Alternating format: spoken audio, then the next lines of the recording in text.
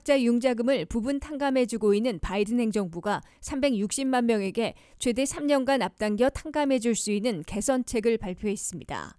연방교육부가 발표한 새로운 학자 융자금 탕감 방안은 졸업 후 소득에 따라 월 상환금을 결정해 학자 융자금을 20년 내지 25년간 상환하는 IDR, 즉 인컴 드리븐 리페이먼트 프로그램 이용자들에게 최대 3년간 앞당겨 탕감해 주려는 것입니다.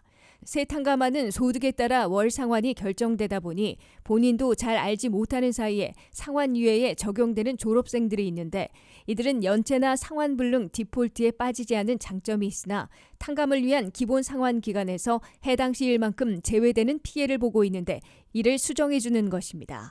IDR, 소득에 따른 상환 프로그램은 도입한 지 30년이 지났는데도 이러한 문제점 때문에 20년이나 25년 후에도 잔액을 탕감받는 졸업생들이 100명도 채 안 돼 심각한 결함이 있다는 지적을 받아왔습니다. 이에 바이든 행정부에서는 상환 도중에 상환유예 처분을 받은 기간 중에서 12개월 연속, 합산해서 36개월까지는 상환 기간인 20년 내지 25년에 포함시켜주는 조치로 탕감 혜택을 최대 3년 앞당겨줌으로써 상당수에게 학자 융자금 탕감을 확대하려는 것으로 해석됩니다.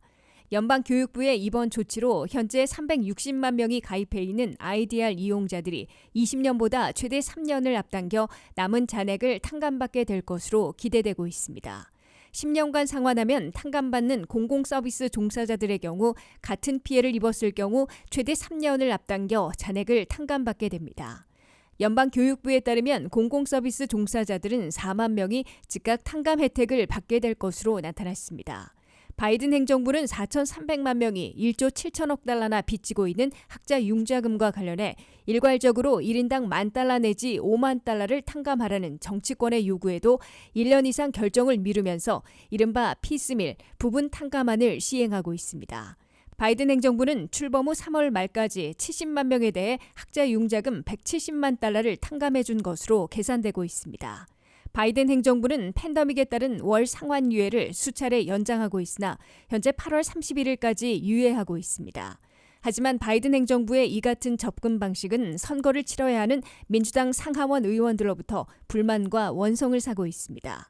민주당의 척 슈머 상원대표, 엘리자베스 워런 상원의원 등은 조 바이든 대통령에게 상환 유예 연장과 부분 탕감으로는 역부족이며 $50,000 일괄 탕감안을 조속히 결정해 시행해야 한다고 촉구하고 있습니다. 바이든 대통령도 11월 중간선거 이전에 단안을 내려야 하므로 8월 31일 상환 유예가 종료되는 시기에 맞춰 적어도 $10,000 일괄 탕감안을 확정 발표할지 주목되고 있습니다.